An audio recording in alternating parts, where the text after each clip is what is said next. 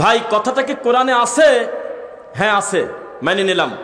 কথাটা কি রাসূলের সহিহ হাদিসে আছে? হ্যাঁ আছে, মেনে নিলাম, ঝামেলা শেষ। আর এখন কত মুশকিল, ফাদাইলে আমলে কি পাইছে? হ্যাঁ। মকসুদুল মুমিনিনে আছে? হ্যাঁ। বড় হুজুর কি বলেছে? হ্যাঁ। মসজিদের ইমাম সাহেব কি সত্যি কথা বলছে? হ্যাঁ। এইভাবে সিরিয়াল করে উনি যাদেরকে ভালো মনে করে প্রত্যেকটা লোকের মাধ্যমে যদি দিন বিচার করতে যায়, লোকটার বিপদ বাড়ল না কমলো? আর উনি যদি মনে করে আমার ইমাম হলে আমার সম্মানী ব্যক্তি, তার পিছনে আমি সালাত আদায় করি, তার সব কথা রাইট হবে, সেটা ঠিক নয়। যেখানে ডাইরেক্ট উমারের মতো লোক রাদিয়াল্লাহু আনহু তিনি বললেন, আমার আর মুহাম্মদ সাল্লাল্লাহু আলাইহি ওয়াসাল্লামের দুইজনের কথা যদি মুখামুখি দাঁড়ায়, তাহলে আমার কথাটা বাদ দিয়ে তাড়াতাড়ি নবীর কথাটা মেনে নাও। সেখানে আমার হুজুরকে আর আমি কে? আমার হুজুরের প্রতি আমার শ্রদ্ধা থাকার পরেও আমি তার তাবিজের বিরোধিতা করবই করব। আমার হুজুরের প্রতি আমার চূড়ান্ত মোহাব্বত থাকার পরেও আমি তার হাতের বালার বিরোধিতা করব। আমার হুজুরের প্রতি আমার অন্তরের মোহাব্বত থাকার পরেও আমি তার টাকনুর নিচে জুব্বা পরার বিরোধিতা করবই করব। এর নাম হলো ইমানদারের গতি। আর যদি ব্যক্তিকেন্দ্রিক দিন প্রচার করে আমার হুজুর যেটা বলবে সেটা ঠিক, তাহলে আমি আপনাকে বলি, মৃত্যুর আগে যদি প্রমাণ হয় এত ভালোবেসে এই পীরের কাছে গিয়ে পড়েছিলেন 40টা বছর, মৃত্যুর 2 দিন আগে যদি প্রমাণ হয় আপনার এই পীর তার বাকি ভাইদের সম্পত্তি জবরদস্তি করে আজ 35 বছর হক নষ্ট করলো, এখন আবার কি করবেন করেন? এই টেনশনে শেষ আছে? মৃত্যুর কয়েকদিন আগে আপনি প্রমাণ পাইলেন আপনি যাকে এত ভালোবেসে মোহাব্বত করে, যেই পীরকে মোহাব্বত করেন তার ভারী ইন্ডিয়া, খোঁজ খবর নিয়ে দেখলেন আর 40 বছর সে তার আপন বোনের সম্পত্তি দেয় না, জোর করে খায়। এখন টেনশনে জীবনটা শেষ আপনার। বলেন কি করলাম জীবনে? এই রুগীকে মনে করছে আল্লাহর ওলি, এই খারাপ মানুষটাকে আমরা এতদিন সম্মানের জায়গায় বসায় আকাবির বলেছিলাম, আমরা আজকে দেখতেছি তিনি নিজেই একটা বড় পাপের সাথে জড়িত। যাবো কার কাছে? আর যদি এই গতিতে থাকতেন যে সামিনা ওয়া আতানা, কথা যদি আল্লাহর হয়, কথা যদি রাসূলের হয়, শুধু এই 2টা কথা মানবো আর পৃথিবীতে কারোর কথা মানবো না, কোরআন হাদিসের সাথে না মিললে, তাহলে আর ঝামেলা কমে যেত। মনে রাখবেন, একজন মানুষের আন্ডারে 100 লোক কর্মচারী খাটবে, এটা কোনো খারাপ কিছু না, এটা আরো ভালো। একজন লোকের কমান্ড মানবে, কিন্তু মালিকের সংখ্যা যদি হয় 20 জন আর কামলার সংখ্যা যদি হয় 15 জন, তাহলে কয়দিন পর পর দেখবেন এক একটা করে মালিক আত্মহত্যা করবে। বিপদের শেষ থাকবে না। 20টা লোক মিলে বলবে গরম পানি কই রে, তখন ওই কামলা ঠান্ডা পানি নিয়ে আসবে আর বলবে আমি তো মনে করছি আপনি ডাকছেন, আর একজনের কাছে চলে যাবে। আমাদের সৃষ্টিকর্তা একজন রব্বুল আলামিন, আর মানুষ হিসেবে যাকে মানতে বলেছেন তিনি হলেন মুহাম্মদুর রাসূলুল্লাহ সাল্লাল্লাহু আলাইহি ওয়াসাল্লাম। আমাদের ঝামেলা কম না বেশি? অনেক কম। কিয়ামত পর্যন্ত আরো কত বেশি আলেম দুনিয়াতে আসবে আমরা জানি না। এই পাবনাতে আরো কত বেশি মানুষ মাজারে যাবে জানি না। এই দুনিয়াতে আরো কতগুলো মাজার স্থাপন হবে তা আমরা জানি না। এই দুনিয়াতে আর কতগুলো পীর ডেলিভারি হবে তা আমরা জানি না। তবে আমাদের গতি যদি থাকে, আল্লাহ এই দুনিয়া একদিকে চলে যাক, তোমার ওহী আমরা ছাড়বো না ইনশাআল্লাহ। এই গতি যদি মাথায় থাকতো, জীবনেও কোনোদিন মানুষ পথভ্রষ্ট হতো না ইনশাআল্লাহ। কিন্তু আমাদের গতি উল্টে গেছে। আমার হুজুর যদি বলে এটা, তাহলে আমি সেটা মেনে নেব, নাউযুবিল্লাহি মিন যালিক। কেন জানেন? আপনাকে বলি, এত বছর হয়ে গেল, শত শত বছর ধরে দাওয়াতি কাজ করা হচ্ছে, ভালো কথা বলা হচ্ছে, এখনো কি যাদের মাধ্যমে বিদআতটা উঠে যাবে তারা কি নিজেরা চায় যে বিদআত উঠে যাক? তারা চায় না। সাধারণ মানুষ বাঁচতে চায়। এদের ভাই সহ আমরা এদের পাশে আমরা এক জায়গায় বসেছিলাম, 7 স্টার ফিশ, ওখানে আমরা অফিসে বসেছিলাম। হঠাৎ করে 2 জন কথা বললে আমাদের সাথে, একটু আগে চলে গেল। বলতেছে জানেন, দাওয়াতি কাজ করতে করতে প্রায় 10 জন যুবক আমরা প্রায় তাওহীদ বুঝে গেছিলাম। আমরা মনে করছিলাম আলহামদুলিল্লাহ এই 10 জনই দিনের পথে এসে গেল। শুধুমাত্র আমাদের ইমাম সাহেবের কারণে এই 8টা ছেলেই আবার উল্টে পথে চলে গেছে। ঘরে ডেকে ডেকে নিয়ে গিয়ে কোরআন মাজিদের আয়াত বের করে করে বলতেছে, এই দেখো এখানে ভোট দিলেই তো জান্নাত। এই দেখো এই আয়াত প্রমাণ করে যে আল্লাহর ওলির হাতে বায়াত হতে হবে। মাই ইয়াহদিল্লাহ ফাহুয়াল মুহতাদ, হেদায়েত যদি চাও তাহলে যেতে হবে। ওমাই ইউদলিল ফালাং তাজিদ লাহু ওয়ালিয়াম মুরশিদা, মুরশিদ যদি না ধরো তাহলে তোমার কোনো হেদায়েত নাই। ছেলে কয়টা আবার ফিরে চলে গেছে। কি বিপদ কোন! তাহলে সমাজের সবচেয়ে ক্ষতিকারক দিন প্রচারের ক্ষেত্রে যারা বাধা, তারা হলে আমাদের মতো আলেম ওলামা। এটা আমাদের জন্য কষ্ট যে আমাদের ভাইয়েরা বুঝতে পারে না। এই মসজিদের গেটে একটা মুরব্বীর মাথার বোঝা খুব ভারী হওয়ার কারণে পড়ে গেছে। 10-15 মিনিট উনি জেরানোর পরে আবার তিনি রওনা দিয়ে মুজাহিদ ক্লাব যাবে। তিনি আশেপাশে খুঁজতেছে কেউ একটা লোক আছে কিনা আমার মাথার বোঝাটা তুলে দেবে। আমি আর আমার আব্দুল লতিফ ভাই 2 জন মিলে দৌড় দিছি, কিন্তু ভাই পৌঁছানোর আগে আমি পৌঁছে গিয়ে বোঝাটা তুলে দিলাম। নাকি খালি একাই পাবো না 2 জনই পাবো? এর নাম শরীয়ত। যেই গ্রামে শিরিক বিদাতের বিরুদ্ধে কথা বলার মতো হুজুরের সাহস নাই, ইমানের দুর্বলতা, হঠাৎ যদি হুজুর খবর পায় আমার গ্রামে একটা সালাফি আকীদার ভালো আলেম ঢুকে তিনি শিরকের বিরুদ্ধে বিদাতের বিরুদ্ধে বক্তব্য দিচ্ছে, সবচেয়ে বেশি খুশি হওয়ার কথা ছিল ওই ইমাম সাহেবের ভিতরে আল্লাহ যেই কাজটা আমার করার কথা সেই কাজটা আমার আরেক ভাই করতেছে, আলহামদুলিল্লাহ। এটা ওনার খুশি হওয়ার কথা ছিল যে আমি বললে আমি গ্রামের ছেলে আমার কথা শোনে না, রাগ করে, এবার বোঝো কেমন লাগে, আমি পারলাম না, তবে আমার আরেক ভাইয়ের মাধ্যমে আল্লাহ তুমি বেদাত এবং শিরকের ক্ষতি করে দাও, নষ্ট করে দাও। কিন্তু উল্টা হয়ে এই মাহফিলটা যাতে না হয় সেই চেষ্টা করে আমাদের দেশে, করে কিনা বলেন? নাউজুবিল্লাহ মিন যালিক। শোনেন, মানুষের গুনাহ করতে করতে একটা সময় তার অন্তরে ভালো কাজের প্রতি আর ফিলিংস থাকে না। মানুষ যখন পাপ করতে করতে বিদাত এবং শিরিক করতে করতে নিজেকে একটা পর্যায়ে নিয়ে যায়, তখন তার দ্বারা আল্লাহর ভয় আর থাকে না।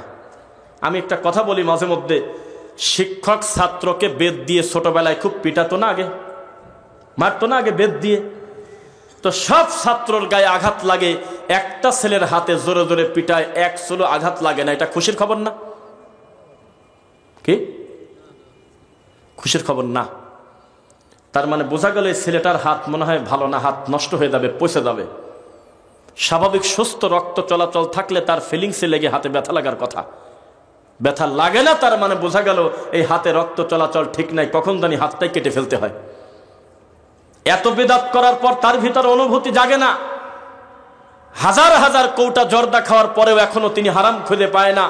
কোরআন মাজিদ দিয়ে মানুষের গলায় তাবিজ লেখার পরেও তার ভিতরে এই চিন্তাটা আসে না, আচ্ছা আমার দৃষ্টিতে বৈধ হলেও হাজার হাজার গ্রহণযোগ্য আলেম বলে এটা শিরক, আমি সন্দেহে যাব কেন, আমি এইগুলি আর কোনোদিন লিখবো না, আমি শুধু কোরআন পড়ে পড়ে ফোঁ দেব।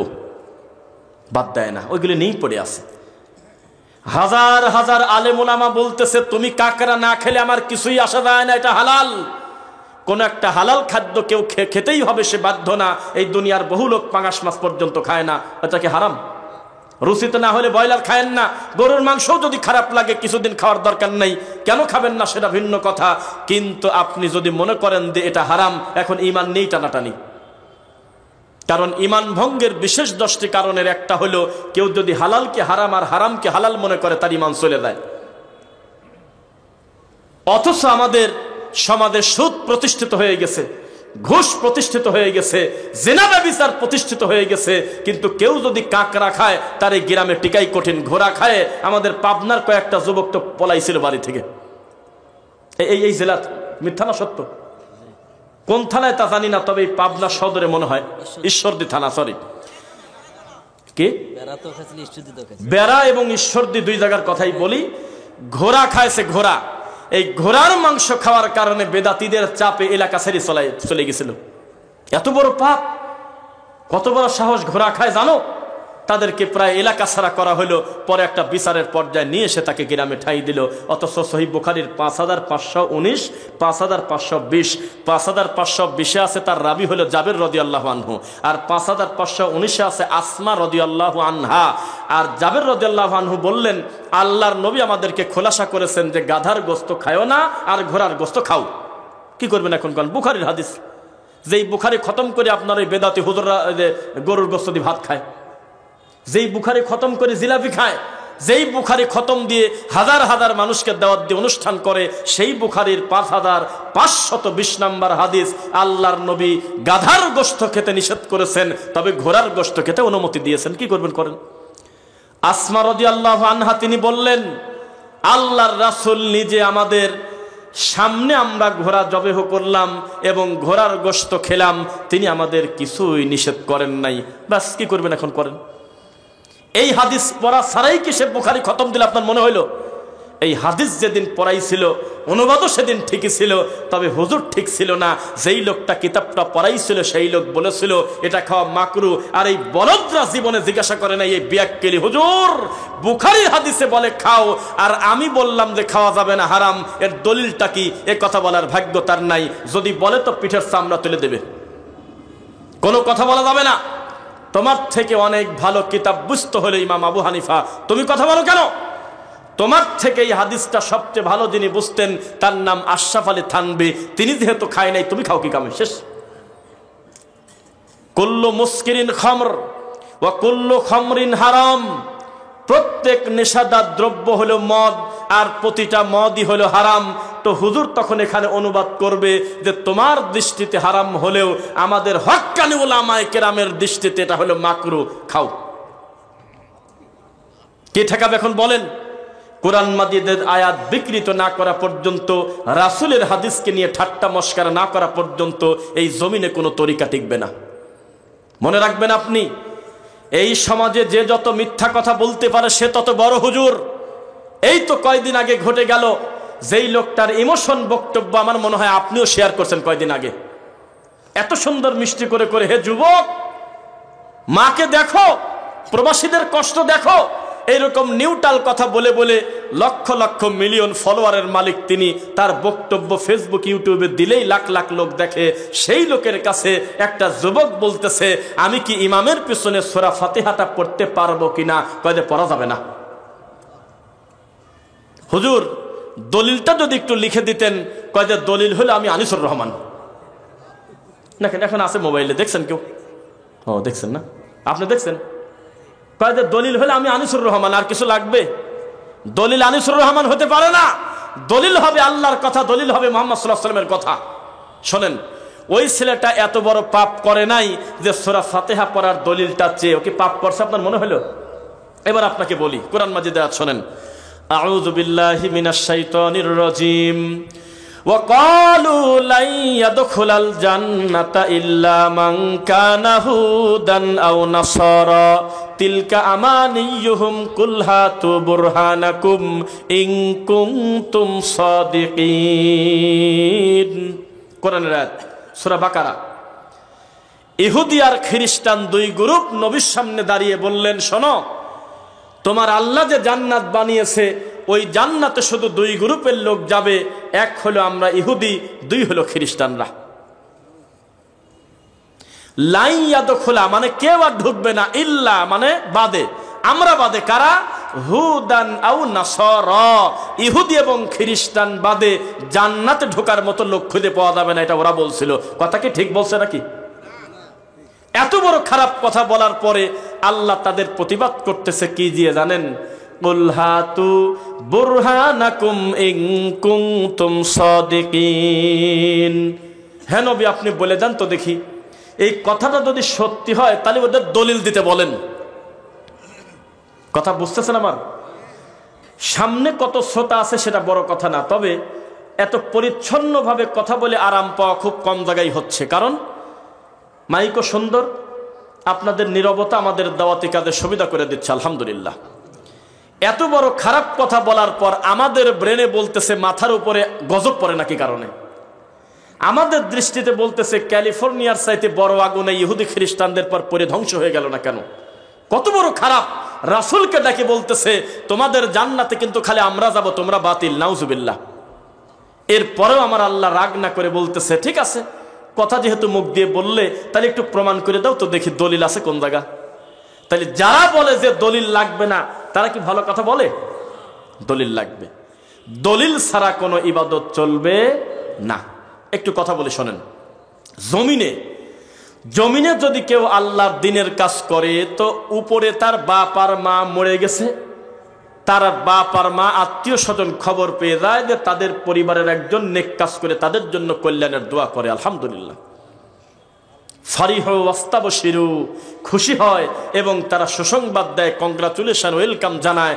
এই জানো আমার ছেলে রেখে এসেছে নেককার ছেলে, আমার ছেলে কোনোদিন জর্দা খায় না, নেশা করে না, শিরক করে না, বেদাত করে না, সমাজের কোনো কুসংস্কার মানে না, শুধুমাত্র কোরআন হাদিসের কথা মানুষকে বলে। এই জন্য দিন দিন আমাদের মর্যাদা বৃদ্ধি হচ্ছে, সুবহানাল্লাহ। তো লোকজন তাকে জিজ্ঞাসা করে, দিন দিন তোমাদের উঁচু দিকে মর্যাদা বাড়ে কেন?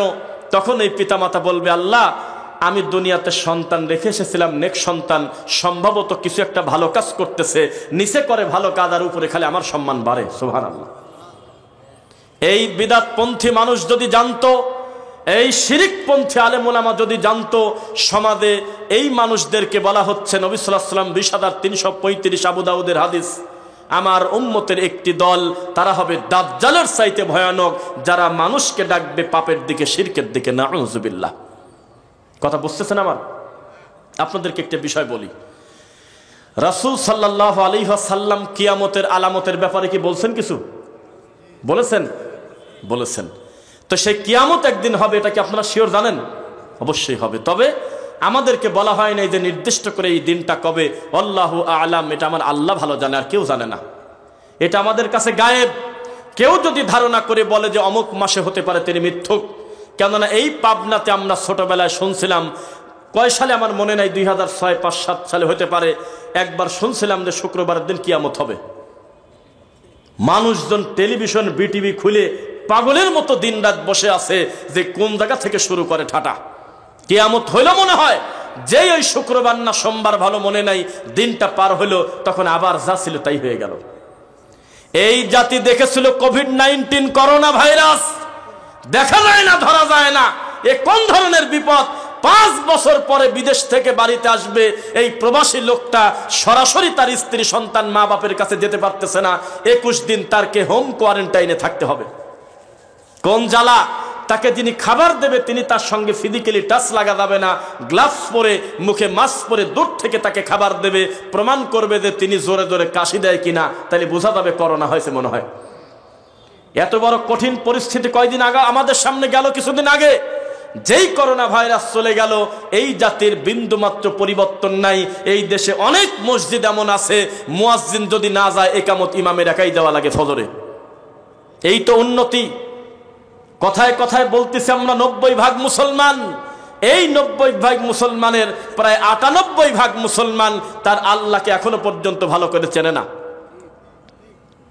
এই পাবনা শহরে সব জায়গা যদি এখন ভোটাভুটি হয়, গোটা জেলায়, রব্বুল আলামিন যিনি আমাদেরকে সৃষ্টি করেছেন, এই আল্লাহ সুবহানাহু ওয়া তাআলা আছে কোথায়? অধিকাংশ লোক জবাব দেবে মিথ্যা। তারা জবাব দিবে তাদের কলবে, তারা জবাব দিবে আল্লাহ নাই কোন জায়গা, সব জায়গা আল্লাহ আছে। হিন্দুয়ানি আকীদা মানুষের ভিতরে পোষণ করবে, তার মানে মাটির উপরে সব সময় হক বিজয়ী হবে, সেটা জরুরি না, বাতিলও বিজয় লাভ করে। এখন যদি ভোটাভুটি হয় সারা দেশে, মুহাম্মদ সাল্লাল্লাহু আলাইহি ওয়াসাল্লাম নূরের তৈরি না মাটির তৈরি? আমার মনে হয় গোটা জেলা বিচার করতে গেলে অধিকাংশ ভোটটা মাটির তৈরিওয়ালারা পাবে না, নূরের তৈরিওয়ালারা পাবে। এটার নাম হলো জমিনের ফয়সালা। আর আসমানের ফয়সালা হলো সংখ্যা যত কমবে সবে, সেটা বড় কথা না। ওয়া ইন্না আকসারান নাস ওয়া ইন তুতি আকসারা মান ফিল আরদি ইউদিল্লুকা আন সাবিলিল্লাহ। হে নবী, আপনি অধিকাংশ লোকের কথা যদি মেনে নেন, তারা আপনাকে গোমরাহ করে ছাড়বে। ইয়াত্তাবিউনা ইল্লা যন ওয়া ইনহুম ইল্লা ইয়াখরুসুন। কারণ অধিকাংশ লোক চলে অনুমান আর ধারণার উপরে, তারা তাদের নফসের গোলামি করে, আল্লাহর ইবাদত করে না। সংখ্যা বেশি হওয়া কোনোদিন সত্যের মাপকাঠি না। এই জাতি কত বড় অকৃতজ্ঞ! যাদের প্রতি আল্লাহ সুবহানাহু ওয়া তাআলা অনুগ্রহ করে ভালো ভালো আলেম দুনিয়াতে পাঠিয়েছিলেন, তারা তাদেরকে বয়কট করে দিয়েছে। এর নাম হলো কোরআন হাদিসের কথা। যেই মাঠে আমরা বক্তব্য দিচ্ছি, এই গোটা মাঠে সম্ভবত চেয়ার আছে সর্বোচ্চ 2,000-3,000, এরকম, এর চেয়ে বেশি হবে না। এই রকম চেয়ার 3 দিন আগে বুক হয়ে যাবে, 2 দিন আগে বুক হয়ে যাবে, মানুষ জমা হয়ে যাবে লক্ষ লক্ষ। যার ডাকের উপরে খোলা মাঠে আমার নবীর 2টা হাদিস বলার মতো ভাগ্য তার হবে না, 2টা কুসংস্কারের বিরুদ্ধে খোলা মাঠে বক্তব্য দেবে, এই ভাগ্য তার হবে না। বক্তা জেলে গিয়েছিল, এই জেলে দেওয়াটা তার জন্য এমন উপকার হয়েছে, 1 ঘন্টা বক্তব্য দেয় তো 40 মিনিট খালি জেলের গল্পই কয়। এই সমস্ত আয়েশা ফায়েশা বক্তব্য যারা দেয়, তাদের নামের উপরে বিকালবেলা মাঠটা পূর্ণ হয়ে গেছে। পরবর্তীতে ঢুকতে গেলে আপনি মানুষকে ডিঙিয়ে যেতে হবে। গোটা মাঠটা হয়ে গেছে সার্কাসের মাঠ। কে কার কথা শোনে? কোরআন হাদিসের বক্তব্য দিলে এই জাতি কর্ণপাত করতে চায় না। সেজন্য আমরা মনে করে নিয়েছি, আল্লাহ আমাদের সামনে যদি 2500 অথবা 200 লোক থাকে, তবে মিডিয়ার মাধ্যমে 20 লাখ লোকের কাছে মুহূর্তের ভিতরে কথাটা তুমি পৌঁছে দিচ্ছ, এটাই একটা বড় দিনের প্রচারের মাধ্যম। আফ্রিকার জঙ্গলে আছে একটা লোক, ধর্মকর্ম কিছুই বুঝতো না, কোনটা হালাল কোনটা হারাম, দিন ধর্ম সম্পর্কে পুরা বেখেয়াল। এই লোকটা কিভাবে জানি একজন শায়েকের বক্তব্য অনলাইনে শোনার মাধ্যমে 40 বছর তাবিজ গলায় নিতে এখন ছেড়ে ফেলছে। 30 বছর টাকনুর নিচে কাপড় পরেছে, এখন আর পরে না। 50 বছর স্ত্রী বেপর্দায় ছিল, 30 বছর। এখন তিনি দিন বোঝার পরে তার সন্তান স্ত্রীদেরকে আর বেপর্দা করে না। তার মানে বোঝা গেল মিডিয়ার মাধ্যমে আল্লাহ কল্যাণ নিচ্ছে কিনা বলেন।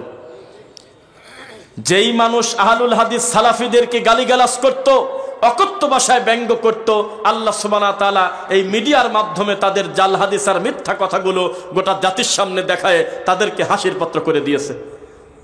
এটা বাস্তবতা। মনে রাখবেন, যেই বৈঠকে আল্লাহর কথা হয় না, রাসূল সাল্লাল্লাহু আলাইহি ওয়াসাল্লামের কথা হয় না, সেটা হলো গজবের মাঠ। মনে রাখবেন, লা তাযালু তাইফাতুম মিন উম্মতি যাহিরিনা আলাল হক। নবী সাল্লাল্লাহু আলাইহি ওয়াসাল্লাম বলেছেন, আমার উম্মতের পরিস্থিতি যত খারাপ হোক না কেন, একদল সর্বদা হকের উপরে থাকবেই থাকবে। লা ইয়াদুররুহুম মান খাযালাহুম হাত্তা ইয়াতি আমরুল্লাহ ওয়া হুম কাযালিক। কেউ তাদের কোনো ক্ষতি করতে পারবে না, কেউ তাদের কোনো অন্যায় অফিসার করে জুলুম করতে পারবে না।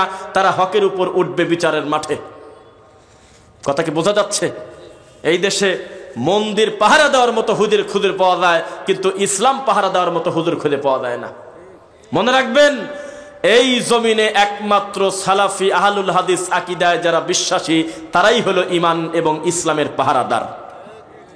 বিশাল বড় বাজার, এই বাজারের দোকান আছে প্রায় 500 দোকান, কিন্তু গোটা এতগুলো মার্কেটের নাইট গার্ড মাত্র 2 জন।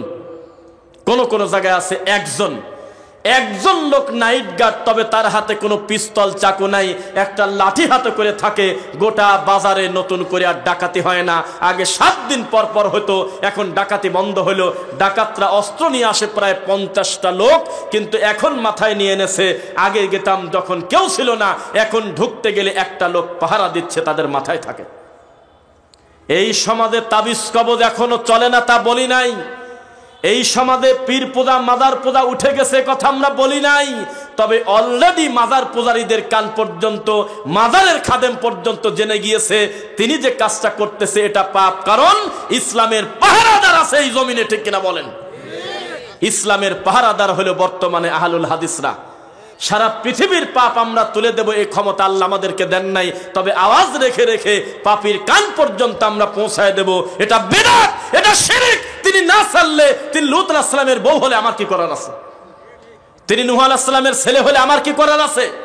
তিনি নবীর আব্বা হলে আমার কি করার আছে? কোরআন মাজিদে আস্তে আস্তে পড়লাম, আউযু বিল্লাহি মিনাশ শাইতানির রাজিম। ইউখরিজুহুম মিনাজ যুলুমাতি ইলান নূর ওয়া ইউখরিজুহুম মিনান নূরি ইলাজ যুলুমাত। আল্লাহ অন্ধকার থেকে আলো বের করে দেয়, আলো থেকে অন্ধকার বের করে।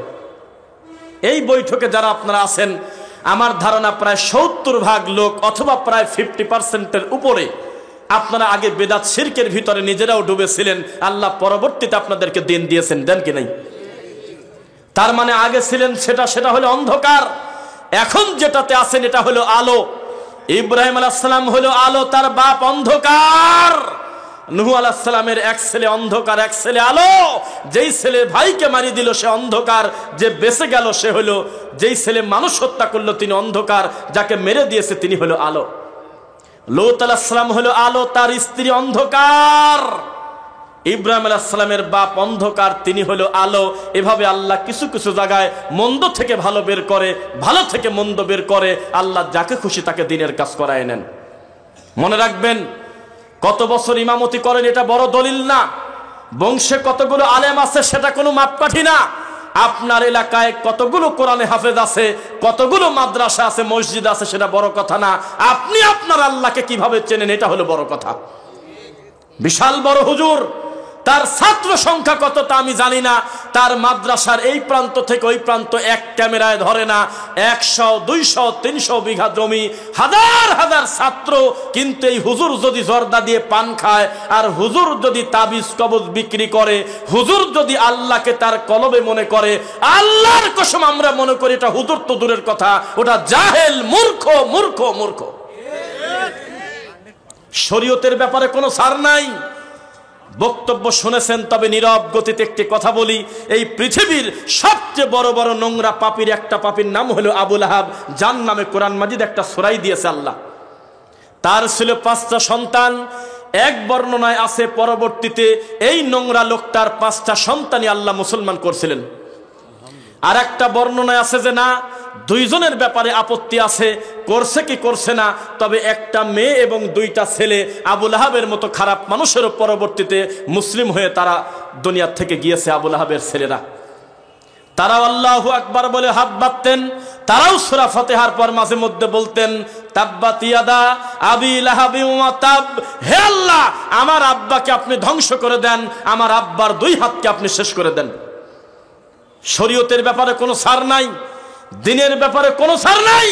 আমি আপনাকে বারবার বলেছি, সম্পর্ক কোনোদিন রক্ত দিয়ে হয় না। ভাই হয়ে যদি মাজারে সেজদা দেয়, ওটা দুনিয়াবি সম্পর্কে ভাই হতে পারে, ঈমানি সম্পর্ক তার সাথে আবু জেহেলের চাইতে খারাপ। জীবনে তাকে চিনি না, জানি না, একদিনই তার সঙ্গে দেখা, আকীদা মিলে গেছে, মানহাজ মিলে গেছে, রাসূলের তরিকা মিলে গেছে, অটোমেটিক সে আমার ঐক্যের ভাই। সম্পর্ক হয় দিন দিয়ে, রক্ত দিয়ে হয় না। সম্পর্ক যদি রক্ত দিয়ে হতো, আদম আলাইহিস সালাতু ওয়াস সালামের এক ছেলে আর এক ছেলেকে মেরে দিল, 2টাই তো তার ছেলে। সম্পর্ক যদি রক্ত দিয়ে হতো, তাহলে নূহ আলাইহিস সালামের ছেলে জাহান্নামে চলে যাচ্ছে, তার পিতাকে নাফরমানি করে, ওটাও তো একটা ছেলে। সম্পর্ক যদি রক্তটাও চূড়ান্ত হতো, তাহলে ইব্রাহিম আলাইহিস সালাম যার মাধ্যমে দুনিয়াতে আল্লাহ পাঠিয়েছিলেন, এই আদর ছিল এই পৃথিবীর সবচেয়ে নোংরা মূর্তি পূজারীর 1 নাম্বার সিরিয়ালে। সম্পর্ক কোনোদিন রক্ত দিয়ে হয় না, হয় দিন দিয়ে। কথা বোঝা যাচ্ছে কথা? এবার আমরা কিন্তু বক্তব্যের একটা সিরিয়াস পর্যায়ে আপনাকে নিয়ে যাব ইনশাল্লাহ। আর পরবর্তীতে যে সমস্ত ভাইয়েরা আসতেছেন, আপনাদের বসাটা আমরা সৌন্দর্য বোধ করতেছি না, আপনাদের বসাটা একটু অসুন্দর হচ্ছে। একটু আমাদের কাছাকাছি আসলে কতই না ভালো হতো। পরবর্তীতে যে আসবে, তাহলে উনিও আপনাকে দেখতো না, আপনিও তার দিকে তাকানো লাগতো না। একটু কষ্ট করে আগে আসবেন। আমাদের কাছে চা খাওয়ার কোনো দোয়া নাই, সামনের দিকে আগে আসেন বলে আমরা চিৎকার দেব না, অর্ধেক জিকির করে বলবো না যে আমরা একটু জিকির করে আপনারা এগিয়ে আসেন, সেটা আমরা বলবো না। আমরা নিজ গতিতে আপনি সামনের দিকে আসবেন, এটা আমরা রিকোয়েস্ট করলাম আপনাকে ইনশাআল্লাহ। জেনে রাখবেন, দিনের ব্যাপারে বিন্দু মাত্র কোনো আপোষ নাই। বাপও যদি শিরিক করে, ঈমানি সম্পর্ক থাকবে না, তবে দুনিয়াবি সম্পর্ক থাকবে, কারণ সে হলো বাপ। মা যদি কবর পূজারী হয়, পীর পূজারী হয়, এই মার সঙ্গে ঈমানি সম্পর্ক থাকবে না। তাকে আমি অন্তর থেকে শ্রদ্ধা করব না, কারণ তার সাথে আমার আল্লাহর সম্পর্ক ভালো না। আমি ভালো সম্পর্ক করব কেন? তবে দুনিয়াবি জাগতিক সম্পর্ক থাকবে, কারণ সে হলো আমার মা। মনে রাখবেন, দিনের ব্যাপারে, শরীয়তের ব্যাপারে কোনো ছাড় নাই। এই জমিনে যারা তাওহীদ প্রচার করেছে, কাউকে জাতি সম্মান দেয় নাই, সেটা তার ঘরের লোক হোক আর বাইরের লোক হোক। মনে রাখবেন, রাসূল সাল্লাল্লাহু আলাইহি ওয়াসাল্লামের মতো এই পৃথিবীতে এত বড় সম্মানী, এত বড় ভালো মানুষ আল্লাহর মাটির উপরে নাই। এই মানুষকে পর্যন্ত জাদুকর শুনতে হয়েছে, এই মানুষকে কবি বলে গালি দিয়েছে, এই মানুষকে তার নিজের এলাকা থেকে বের করে দিয়েছে। আল্লাহ কত হিকমা অবলম্বন করলেন, এরপরেও ইহুদিরা তাকে মানল না। নবী যখন মক্কা থেকে মদিনাতে হিজরত করে গেল, তখন আল্লাহ সুবহানাহু ওয়া তাআলা সব সময় প্রথম দিকেই কাবা ঘরের দিকে সেজদা দিতে বলে নাই, বলছে বাইতুল মুকদ্দাস জেরুজালেমের দিকে নামাজ পড়েন।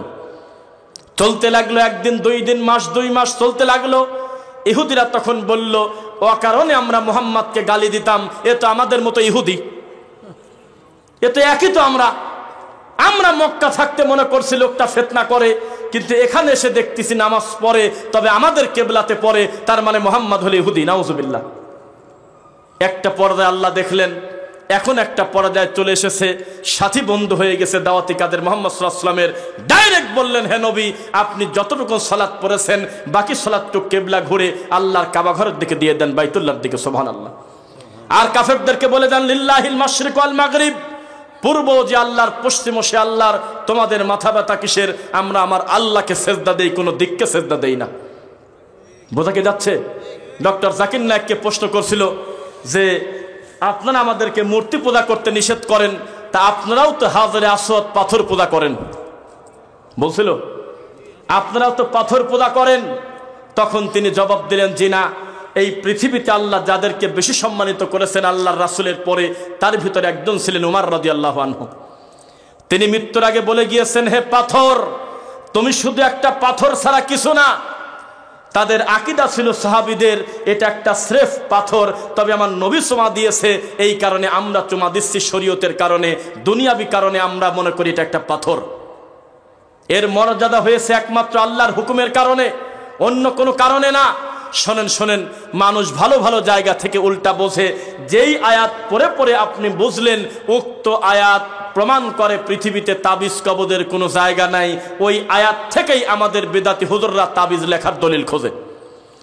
যেই আয়াতে লেখা আছে, খবরদার তোমরা নির্দিষ্ট কোনো ব্যক্তিকে অনুসরণ করো না, রাসূলকে করো, ওই আয়াত দিয়েই তারা প্রমাণ করে মানুষ হয়ে মানুষকে মানতে হবে। নাউযুবিল্লাহি মিন যালিক। জেনে রাখেন, ইহুদি আল্লাহর এই জমিনের সবচেয়ে অভিশাপপ্রাপ্ত, লানত-প্রাপ্ত জাতির নাম বলেন তো মুখ দিয়ে? ইহুদিরা। এদের মতো নিমুখারাম জাতি আল্লাহর জমিনে আর দ্বিতীয় জাতি নাই, যাদের প্রতি আল্লাহ অসন্তুষ্ট হয়ে আসমান থেকে রক্তের বৃষ্টি দিয়েছিল এক সময়, যাদের প্রতি আল্লাহ অসন্তুষ্ট হয়ে আসমান থেকে ব্যাঙের বৃষ্টি দিয়েছিল এক সময়, যাদের কর্মে কাণ্ডে আল্লাহ নারাজ হয়ে আসমান থেকে মাথার উকুনের বৃষ্টি দিয়েছিল, তারপরেও তারা ভালো হয় নাই, তাদেরকে পঙ্গপালের বৃষ্টি, ফড়িংয়ের বৃষ্টি দিল, এরপরেও তারা সংশোধন হয় নাই। আল্লাহ তাদেরকে ভালোবেসে পাথরের ভিতর থেকে ঝর্ণা বের করে বৃষ্টি দিল, এরপরেও তারা আল্লাহকে মানে নাই। ফেরাউনের মতো নিকৃষ্ট জঘন্য পাপীকে আল্লাহ ডুবায় মারল, এরপরেও তারা আল্লাহকে মেনে নেয় নাই। আল্লাহ শুধু বলল জেরুজালেম জয় করো, যুদ্ধ করো, তখন তারা বলল ইযহাবু ইলা রাব্বিকা ফাকাতিলা, হে মুসা, তুমি আর তোমার আল্লাহ যুদ্ধ করো, আমরা দূর থেকে দেখব। এত বড় অভিশপ্ত জাতি হলো ইহুদি, যেই ইহুদির পরিকল্পনায় সারা পৃথিবীতে মাদক ছড়িয়ে পড়ে, সারা পৃথিবীতে বেপর্দা ছড়িয়ে পড়ে, সারা পৃথিবীর মানুষ ঈমান হারা হচ্ছে, এর মাস্টার মাইন্ড হলো ইহুদি খ্রিস্টান। একটা গবেষণায় দেখলাম, ইহুদিরা এত বড় নিকৃষ্ট পাপী হওয়ার পরেও ডাইরেক্ট তারা জুয়া আর মদের সাথে এখন জড়িত না, অন্য বড় বড় পাপ করে, কিন্তু মদ আর জুয়ার সাথে জড়িত না। কারণ জানে যে এই দুইটা যদি করা হয় দুনিয়াতেই তার ধ্বংস অনিবার্য হতেই হবে। নিজেরা খাচ্ছে না, কিন্তু সারা পৃথিবীতে কোটি কোটি গ্যালন মদ তৈরি করে। নিজেরা মদ খাচ্ছে না, নিজেরা জুয়া খেলে না, সারা পৃথিবীতে জুয়া খেলে মানুষের ঈমান নষ্ট করা যায় কিভাবে, এর মাস্টার মাইন্ড, প্রথম পরিকল্পনা হলো ইহুদিদের। যেই পরিকল্পনা 50 বছর আগে ইহুদি করে, 50 বছর পরে এই বাঙালি তা বাস্তবায়ন করে। ও বুঝতেও পারে নাই কখন কখন জানি ইহুদিদেরকে মানা শুরু করছে। এই ইহুদিরা কিভাবে ইসলামকে ধ্বংস করে আপনি জানেন কিনা? জুয়া যদি কেউ জমিনে খেলে, ধ্বংস উপরেও হবে, জমিনেও তার হবে। 3টা বাড়ি নষ্ট করেছে, 20 বিঘা সম্পত্তি শেষ করেছে, নিজের মায়ের কানেরটা ধরে জোরে করে টান দিতে গিয়ে মায়ের কানটা পর্যন্ত ছিঁড়ে গেছে, কারণ জুয়া খেলার টাকা নেই সেই জন্য। নিজের বাপের মাথা ফাটিয়ে দিয়েছে টাকার জন্য, নিজের ভাইকে হত্যা করেছে টাকার জন্য, জুয়া খেলবে, কিন্তু সম্পদ সব ধ্বংস করে দিয়েছে। এইটার পরিকল্পনা প্রথম যিনি মাটিতে করেছিল তিনি হলো ইহুদি জাত, কাছাকাছি সময়। অথচ ইহুদিরা নিজেরা আপনাদের মতো আমাদের মতো জুয়া খেলে না। আপনার ছেলের মাথায় ঢুকিয়ে দিয়েছে তোমার বাড়ি পাবনা, তাতে অসুবিধা কি? তোমার বন্ধুর বাড়ি বগুড়া, এই বগুড়ার বন্ধুকে ফোন করে বলো আগামী কালকে শুক্রবারের দিন, জুমার দিন, যে ক্রিকেট খেলা হবে, তুমি কত উইকেট পড়লে 2000 টাকা দেবে, আর না পড়লে কত দিবে। এভাবে জুয়া বাদী হচ্ছে, দুইজনই কম্বলের নিচে, কেউ কাউকে 2 চোখ দিয়ে দেখা লাগতেছে না, অলরেডি জুয়া রানিং চলতেছে। ইহুদির পরিকল্পনা বড় সূক্ষ্ম। এই যে মুসলমানদের যে বড় বড় ডিজাস্টার, এগুলো সব ইহুদিদের পরিকল্পনা। অথচ সারা পৃথিবীর ইহুদি এক জায়গা করলে 3 কোটিও হবে না, অথচ তারা 250 কোটি মুসলমানকে জুলুম করে, নির্যাতন করে, বোম মারি মেরেছে। মানুষ বিপদে পড়লে, একেবারে বেশি অসুস্থ হয়ে গেলে অন্তত হাসপাতালে গেলে মানুষ বাধা দেয় না যে লোকটা চিকিৎসা নেই, এটা হাসপাতাল। এই হাসপাতালে পর্যন্ত বোম মেরে আমার ফিলিস্তিন মাজলুম ভাই বোনদেরকে হত্যা করেছে এই ইহুদিরা, অথচ সারা পৃথিবীতে তাদের সংখ্যা মাত্র 3 কোটিও না। তাদের পরিকল্পনা কত সূক্ষ্ম। এই ইহুদিরা পরিকল্পনা করেছে মুসলমানদেরকে বলো তারা যেন দিবস কেন্দ্রিক দিন ধর্ম পালন করে, যেভাবে আমরা 10ই মুহররম পালন করি ওইভাবে তাদেরকে দিবসের ভিতরে ঢুকায় দাও, পুরা ধর্ম নষ্ট হয়ে যাবে। তখন বাঙালি বলে সারা বছর যাই করি না করি, 12ই রবিউল আউয়ালের দিন অন্তত 30 মণ জিলাপি খাবো আর রাস্তায় মিছিল করব। মাথায় সবুজ পতাকা, এই পতাকাতে লেখা সাইয়্যিদুল আইয়াদ। কিসের ঈদুল আজহা? ঈদুল ফিতর। সবচেয়ে বড় ঈদ হলো ঈদুল আজহা নয়, ঈদুল ফিতর নয়, সবচেয়ে বড় ঈদ হলো ঈদে মিলাদুন নবী। এইভাবে ঘুরতে ঘুরতে ঘুরতে ঘুরতে একটা ছবি ভিডিও ভাইরাল হয়েছে, দেখলাম একটা লোক দীর্ঘ সময় আল্লাহর নবীর প্রেমে পাগল হয়ে 12ই রবিউল আউয়ালে মিছিল করতে করতে করতে করতে যখন ক্লান্ত হয়ে গেছে তখন মসজিদের বারান্দায় বসে বিড়ি খাচ্ছে। এই তো নবী প্রেম। সারা বছর কি করি না করি, শবে বরাতের দিন আমাদের এই পাবনাতে বিভিন্ন জায়গায় গ্রামের ভিতর বিশেষ করে একদিনে যত জিলাপি মসজিদে ঢোকে আর খিচুড়ি ঢোকে, মসজিদের কার্পেট যেভাবে নোংরা হয়, হাজার হাজার মানুষ কোরআন খতম পড়ে একদিন যে পরিমাণ কান্নাকাটি করে, ঠিক ওই দিন ফজরের নামাজে লক্ষ্য দিয়ে পাওয়া যায় না নামাজে। এই জাতির কল্যাণ কিভাবে হবে? এই জাতির পরিস্থিতি হয়েছে সিটি গোল্ডের মতো, দূর থেকে আসল গোল্ডের থেকে বেশি চকচক করে। এটা হলো তাদের অবস্থা। ওয়াযায়্যানা লাহুমুশ শাইতানু আমালাহুম। এই জাতি বোঝে না সব আমল নবী দেয় নাই, কিছু আমল শয়তান নিজে তৈরি করেছে। রাসূল দিয়েছিলেন পড়ো দরুদ, একটা দরুদ যদি একবার যদি পড়ো তাহলে তোমার 10টা গুনাহ ক্ষমা হবে, 10টা মর্যাদা বৃদ্ধি হবে, 10টা নেকি তোমার অ্যাকাউন্টে যোগ হবে। শয়তান বলল যে এই উম্মতকে যদি বলি তোমরা খবরদার নবীর প্রতি দরুদ পড়বে না, পৃথিবীর কোনো মুসলমান মানবে না। সপ্তাহে শুধু জুমার নামাজ যে পড়ে তারও নবীর প্রতি একটা টান আছে, দরুদের বিরোধিতা করলে খবর করে দেবে। তোমরা কাম করো, শয়তানি করে মিলাদ ঢুকায় দাও, আস্তে আস্তে দরুদ বাতিল হয়ে যাবে। এমন একটা বিপদ। যেই দরুদে ইব্রাহিম হলো দরুদে আকবার, পৃথিবীর সবচেয়ে দামি দরুদ, যেটা ইচ্ছাকৃতভাবে না পড়লে অধিকাংশ ইমামের মতে তার নামাজই হবে না। তাশাহুদের বৈঠকে সালাম ফেরানোর আগে 2 রাকাত হোক আর 3 রাকাত হোক আর 4 রাকাত বিশিষ্ট নামাজ হোক, ফরজ নামাজ হোক আর সুন্নাত নামাজ হোক, সালাম ফেরানোর আগে দরুদ পড়তে তিনি বাধ্য। এই দরুদ এত বেদামি, এই দরুদ এতই খারাপ যে নামাজের বাইরে এই দরুদের কোনো দামই নাই। জালসায় চলে না, মাগরিবের পর হালাকায় চলে না, জালসা মাহফিল তাফসিরে চলে না, মিলাদে চলে না, কুলখালিতে চলে না, সব জায়গায় এই দরুদের কোনো দাম নাই। আর শেখ সাদির বানানো বালাগাল ওলাবে কামালিহি এই শিরকি কবিতাকে দরুদের চাইতে বেশি মূল্যায়ন করে। যেই জাতির কাছে দরুদের কোনো মূল্য নাই, মানুষের তৈরি করা, শয়তানের তৈরি করা মিলাদ পড়ে পড়ে মানুষ খুশি হয়ে লক্ষ লক্ষ টাকা দিচ্ছে, হাজার হাজার টাকা দিয়ে গরু মেরে অনুষ্ঠান করতেছে, এই জাতির কপালে কল্যাণ কিভাবে আশা করা যায়? আপনাকে আমি বলেছিলাম, আপনি বিশ্বাস করেছেন কিনা জানি না, এই দেশের 90% উপরে তাবিদের ব্যাপারীরা নিজেরাও জানে কোরআন মাজিদের আয়াত কেটে দিয়ে মানুষের গলায় লোকটা লিখে দিল, এই কামটা খারাপ, উনি নিজেও জানে। দুনিয়াবি কিছু টাকার লোভে শয়তানি করে। যেই লোকটা মিলাদ পড়ে ধর্ম বিক্রি করে সে জানে এগুলো অভিনয় করতেছি, শুধুমাত্র তার হাদিয়া দেওয়া বন্ধ করে দেন, গরু মারেন ঠিক আছে, সব কিছু ঠিক থাকবে, শুধুমাত্র হুজুরকে দেওয়ার সময় হাদিয়া দিবেন না, দেখবেন যে আধা ঘন্টার মোনাজাত 5 মিনিটে চলে আসে রাতারাতি। এখনই মানুষের কাছে বলে দেন তাবিজ যত লাগে দেন, তবে টাকা কিন্তু দেব না, দেখবেন যে হুজুর টাইম পাবে না।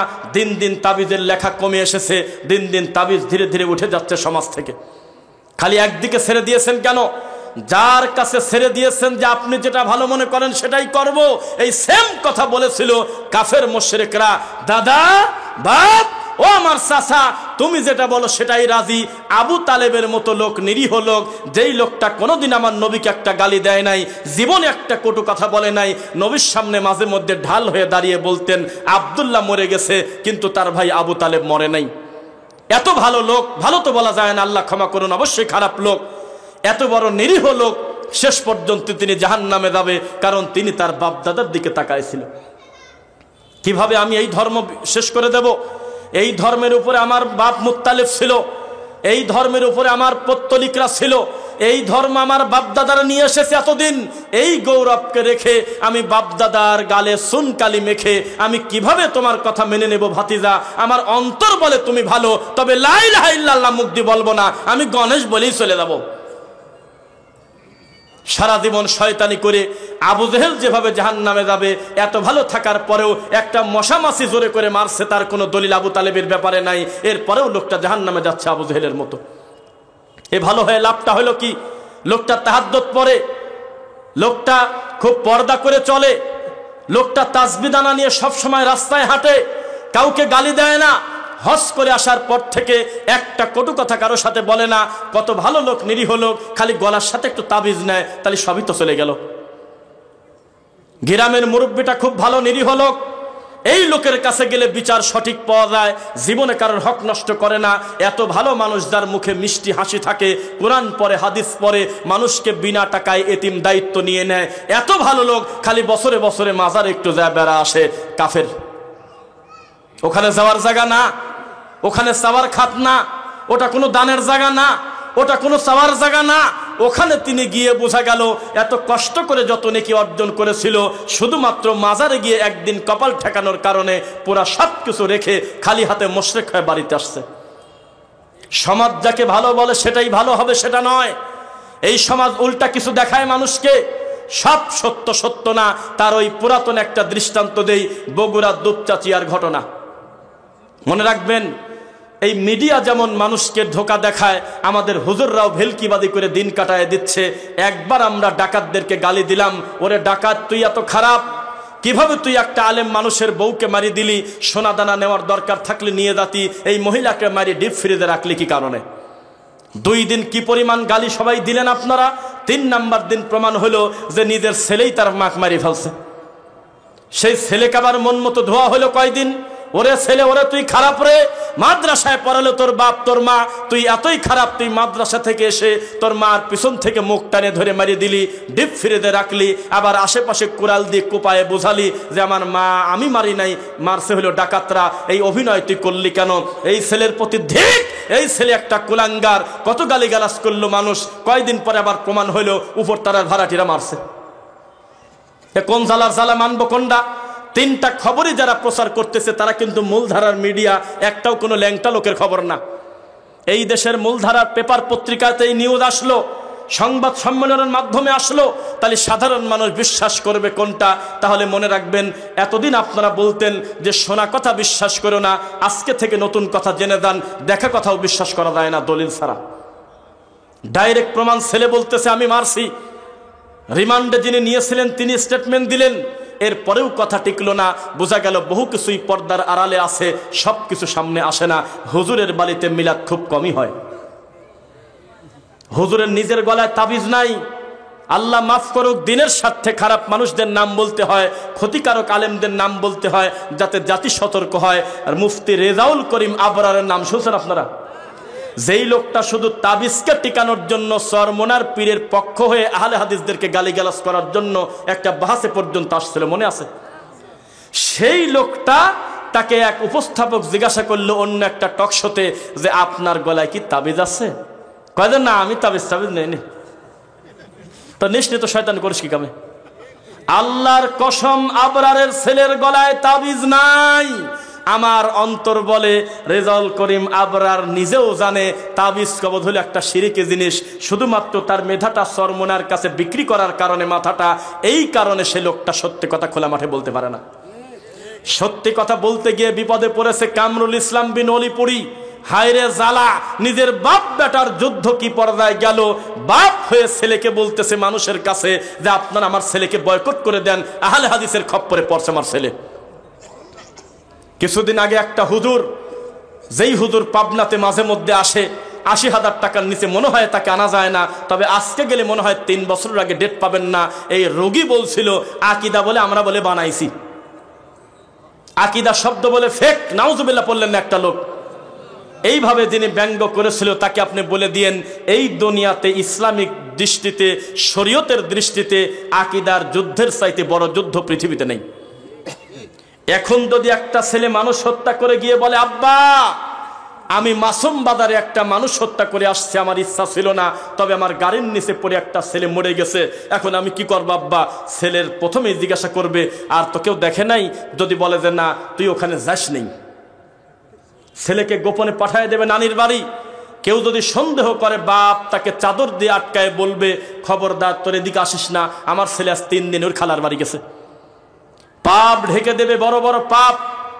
বাপ তার সন্তানকে বাঁচানোর জন্য নিজের জীবনটা দিতে প্রস্তুত, হত্যা করেছে ছেলে, ছেলেকে বলতেছে তোর হত্যার দায় আমি নেব, আমি বাঁচবো কয়দিন, বেটা তুই বাড়িতে থাক, আমি জেলে চলে যাবো। এরকম বাপ নাই? সেই বাপ কি পরিমাণ বিপদে পড়লে পাবলিকের সামনে আলেম হয়ে বলতেছে তার একটা আলেম ছেলেকে, আমার ছেলেকে আপনারা বয়কট করেন, এই কথা বলে নাই? একটা মাত্র কারণ, ওই ছেলে তাবিজ কবদের বিরোধিতা করে, ওই ছেলে ইল্লাল্লাহ জিকিরের বিরোধিতা করে, ওই ছেলে পীর মুরিদের বিরোধিতা করে, ওই ছেলে চিৎকার দিয়ে জোরে জোরে জিকির করার বিরোধিতা করে, ওই ছেলে পীর মুরিদের নোংরা নীতিকে অস্বীকার করে, ওই ছেলে আল্লাহকে মনে করে উপরে আর তার বাপ মনে করে আল্লাহ হলো কলবে। এই তো পার্থক্য। ইমানি পার্থক্যর চাইতে বড় পার্থক্য পৃথিবীতে নাই। আপনি কিসের সাথে কি মেলাচ্ছেন? আমাদেরকে আপনারা বলেন যে আমরা হানাফিদের বিরুদ্ধে বক্তব্য দেই, আপনাকে কে বলেছে হানাফিদের বিরুদ্ধে বক্তব্য দেই? হানাফির মতো হানাফি যদি হতো আমরা তাকে বুকে টেনে নিতাম, যেমন নিয়েছিলাম ডক্টর খন্দকার আব্দুল্লাহ জাহাঙ্গীর রাহিমাহুল্লাহকে, যেমন নিয়েছিলাম আল্লামা দেলোয়ার হোসেন সাঈদী রাহিমাহুল্লাহকে। আমি বিশাল বড় একটি সম্মেলনে আমি বলেছিলাম এই জমিনে যদি কেউ সাঈদী রাহিমাহুল্লাহকে সত্যি সত্যি তার যোগ্য মূল্যায়ন কেউ এই বাংলার মাটিতে করে, শুধুমাত্র শুধুমাত্র আহলে হাদিস, আর কেউ না। কথা বোঝা যাচ্ছে? ডাইরেক্ট তিনি বলে দিয়েছে যে খবরদার তাবিজ কবজ আপনারা ব্যবহার করবেন না, বলে নাই? আচ্ছা, গতকালকে আমার লাইভ পুরাটা দেখলে আপনি খুব ভয় পেতেন, যেখান থেকে যান বাঁচায় সাদাতপুর থেকে রফিক ভাই আসতে পারবে কিনা, আমার মনে হয় আপনি বলতেন। আল্লাহর কসম, রানিং মাহফিলে তার কাটি দিয়েছে, পুরা স্টেজ অন্ধকার। হ্যাঁ দেখছিলেন, সবাই তো জানতেন যে কারেন্ট চলে গেছে, আসলে যায় নাই তো। এই শয়তানরা যায় ওখানে গিয়ে লাইন বন্ধ করে দিছে। পরে বিএনপির ইউনিয়নের যে সেক্রেটারি নামে একটা লোক, তার নাম ভালো মনে নাই, ওই যে দেখবেন আমার ডান পাশে ছিল লাল একটা কোটি পরা, সেই লোক ফোন দিয়েছে পিডিবিতে না কোথায়, যে লাইন নাই, অন্য অন্য জায়গা তো লাইন আছে। তখন উনি সত্যি কথা বলে দিয়েছে, কয়ে আমার কি দোষ, কয়েকটা টুপিওয়ালা আসিতে কাম করে থয়ে গেল। এত বড় শয়তান। এ রানিং মাহফিলে তার কাটে দিয়েছিল। আর একদিন হলো কাশীনাথপুরে ডক্টর ইমাম হোসেন আর আমি বক্তা ছিলাম, রানিং মাহফিল চলতেছে, পিছন থেকে লোক হই হুল্লো করে, কি ব্যাপার কি হলো? কয়ে যে না আমরা আপনার বিরোধিতা করতেছি না, তবে মাইকের আওয়াজ যাচ্ছে না বাইরে। কেন? খবর নিয়ে দেখা গেল যে বেদাতিরা মাইকের তার কেটে দিয়েছে। কত খারাপ! অথচ আমি চিৎকার দিয়ে বারবার ডাকলাম যে একটু আমার কাছে আসেন, আমার বক্তব্য যদি ভুল যায় একটু আমাকে ধরেন। আমার বাড়ি পাবনা, এখানে পাবনার সর্বোচ্চ 5টা লোক আছে, আপনারা সবাই এই সাদাতপুর সিরাজগঞ্জের লোক, আমাকে বেঁধে রাখলে কেউ আসবে না, তবে একটু দলিলটা নিয়ে আসেন। টিকতে না পেরে বাইরে দা মাইকে তার কেটে দিয়েছে। এই তো বেদাতি, এই তো তারা লজ্জা তাদের আছে।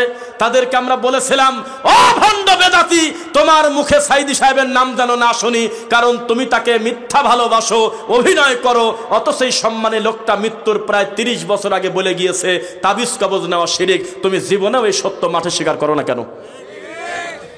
যেই সময় মাঠে বড় বক্তার নাম ছিল তুফাজ্জল বৈরাগী, ডাইরেক্ট মানুষকে শিরিকের দিকে ডাকছে, ইমান নষ্ট করে কাফের বানায়ছে।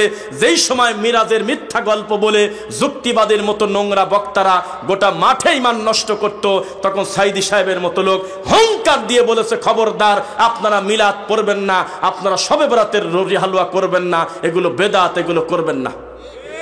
কোথায় ছিলেন আপনি?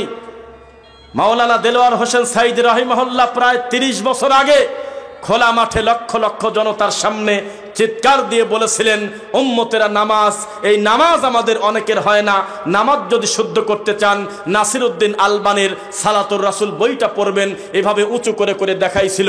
একটা বেদাতি ওই কামটা করে না, খালি শয়তানি করে আর কয় আমরা ওনাকে খুব ভালোবাসি। মিথ্যুক।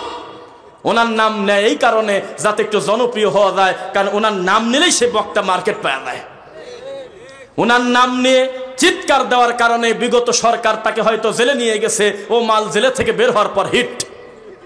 ছোটবেলায় শুনতাম যে রোগী মারলে ডাক্তার হিট, আর প্যাসেঞ্জার মারলে ড্রাইভার হিট। এটা সত্য বলা যাবে না, তবে এটা আমরা এখন বাস্তবতা দেখলাম, বক্তা জেলে গেলে হিট। 1 ঘন্টা বক্তব্য দেয় তো 40 মিনিট খালি জেলের গল্প কয়। এইসব শয়তানি করে করে সময় কাটায়, তার ভিদিটা 1 লাখ টাকা। এই সমস্ত বক্তাকে আপনি বলে দিয়েন, সাইদি সাহেবকে যদি সত্যি কেউ অন্তর থেকে ভালোবাসে, আল্লাহর কসম শুধুমাত্র তারা আহলে হাদিস আর কেউ না। তুমি কিসের হানাফি বোঝাও আমাকে? হানাফি যদি হতে হয় ডক্টর খন্দকার আব্দুল্লাহ জাহাঙ্গীর রাহিমাহুল্লাহর মতো একটা হানাফি হয়ে দেখাও, একেবারে অন্তরের সাথে তোমাকে জড়িয়ে ধরে কপালে চুমা দেব। হাদিসের নামে জালিয়াতি বইটা পড়ো একটু। এই বইটা পড়ে তুমি একটু জুমার খুতবা দিয়ে ইমামতির টিকাও দেখে 3 জুম্মা, তখন বুঝবো তোমার ইমানের পাওয়ার কত। তোমার হানাফি হুজুরি তো লিখে থেকে গেছে। ও বেদাতি হুজুর, তুমি নাকি ফুরফুরার পীরের মুরিদ। এই যে পাবনারই একটা জায়গায়, এই যে পৈলানপুরের ওই পাশে, আমরা মাঝে মধ্যে আমার শ্বশুর বাড়িতে যাওয়া আসার সময় দেখতাম যে কিছু কিছু সময় মনে হয় ওখানে ঠাকুর যখন ঢুকতো, রাস্তা প্রায় অনেকটা বুকো থাকতো সাজায়ে, এমন জোরে বিকট জিকির করতো আর হু হু হু করে লাফ দিয়ে উঠতো, এগুলো শেষ করা যাবে না। অথচ ফুরফুরার আবু জাফর সিদ্দিকী নিজের হাত দিয়ে বই লিখে গিয়েছে আল মাউজুয়াত, যেখানে সমাজে প্রচলিত শত শত বেদাতের বিরুদ্ধে আর জাল হাদিসের বিরুদ্ধে তার লেখা বই আছে। একটা পীর স্বীকার করে না, করে না। মনে রাখবেন, যে যে তরিকার হোক না কেন, ওই তরিকায় রানিং থাকা অবস্থায় কোরআন হাদিসের যদি বক্তব্য দেয়, তখন ওই দলের কাছে সবচেয়ে বড় শত্রু হয় সেই লোক। সাইদি সাহেবকে তুমি ভালোবাসো, এখনো মৃত সাইদের নাম বললে তোমার চোখ দিয়ে পানি আসে, তখন পাবলিক মনে করে আহারে সাইদি সাহেবকে কত ভালোবাসে, অথচ পুরাটা অভিনয় করতেছে এই ভণ্ড। সাইদি সাহেব সারা জীবন বলছে আল্লাহ সম্পর্কে আকীদা সাফ করেন, আল্লাহ কলবে এই আকীদা ভুল, আল্লাহ হলো সপ্তম আসমানের উপরে, এই আকীদা সঠিক। কেউ যদি চ্যালেঞ্জ করেন আমি এখন প্রমাণ দিয়ে তারপর যাব। সাইদি সাহেবের কাছে দিনের বেলা মহিলা প্যান্ডেল থেকে প্রশ্ন এসেছে। প্রশ্নটা যিনি করেছেন সেই মেয়েটার নাম হলো খাদিজা। তিনি দিনের বেলা স্পষ্ট বক্তব্যে, রানিং বক্তব্যে তিনি বললেন কিছু প্রশ্ন আছে, উত্তর দেব। লোকজন বলল দেন। তখন বলতেছে খাদিজা নামে একটা মহিলা বোন প্রশ্ন করেছে, নামাজের পরে আমাদের সম্মিলিত মুনাজাত ইমাম মুসল্লি সকলে নিয়ে করি, ইদানিং কিছু কিছু লোক বলতেছে এটা নাকি করা যাবে না, এটা নাকি বেদাত, এই ব্যাপারে আপনার মন্তব্য কি? এই ভিডিও দেখছেন আপনারা? দেখছেন না? এখন যদি ফেসবুকে ইউটিউবে লেখেন যে সম্মিলিত মুনাজাত সম্পর্কে মাওলানা দেলোয়ার হোসেন সাইদি রাহিমাহুল্লাহর মন্তব্য, যদি আমার এই কথা হুবহু না পান আমাকে বাঁধে রাখবেন, এর থেকে আর করা কথা বলা যায়? তখন তিনি বললেন, মুস্কি হেসে তিনি রাখতেন না, এটা তার একটা বড় বৈশিষ্ট্য। তার যদি বিরোধিতা করেও যদি কিছু লিখতো, এটা পড়ে তিনি রেগে যেতেন না, তিনি খুশি হতেন, হাসতেন। তিনি মিষ্টি হেসে বললেন, বাহ, মা বোনদের ভিতর থেকে তো ভালো ভালো প্রশ্ন আসতেছে। আসলেই আমরা যেটাকে ইবাদত মনে করে এতদিন করেছি, আসলে নামাজের পরে সকলে মিলে সম্মিলিত মুনাজাত করা বেদাত। ও বেদাতি হুজুর, তুমি অভিনয় করতেছো 40টা বছর, অথচ হাজার হাজার মুসল্লি জামাত পায় না, পিছনে কত লোক নামাজ পড়তেছে, আর তুমি নামাজে সালাম ফিরানোর পর আল্লাহুম্মা আমিন বিহাক্কি লা ইলাহা ইল্লাল্লাহ, অথচ কত লোক বারান্দায় নামাজ জামাত পায় নাই, কত লোকের তুমি ডিস্টার্ব করলে। জীবনে তুমি খবর তদন্ত করে দেখলে না তোমার প্রিয় হুজুর হানাফি মাযহাবের হুজুর সাইদি হুজুর আজকে থেকে 20 বছর আগে এটা মানা করে গেছে। তুমি অভিনয় করো, শবে বরাত আসলে তোমার হুঁশ থাকে না। শবে বরাতের এক রাত্রে তুমি শুধুমাত্র মৌতিখানার নামে, মরা মানুষের নামে, কোরআন খতমের নামে, জিলাপি খুরমার তাবিজ কবজের নামে এক রাত্রে আমাদের হুজুররা যে পরিমাণ ইনকাম করে মুনাজাত দিয়ে, 3 মাস ইমামতি করে পুরা মাসে এত বেতন পায় না। অথচ তার সবচেয়ে প্রিয় হুজুরের নাম হলো সাইদি রাহিমাহুল্লাহ। এই মানুষটা প্রায় 30 বছর আগে বলে গিয়েছে শবে বরাত কোনো পালনীয় দিবস নয়, এই দিনে বিশেষ কোনো ইবাদত নাই, এই দিনে আলাদা করে ফজিলতের কোনো হাদিস নাই। যেই হাদিসটা আছে হাসান পর্যায়ের, ওই হাদিসে কোনো আমলের কথা নাই।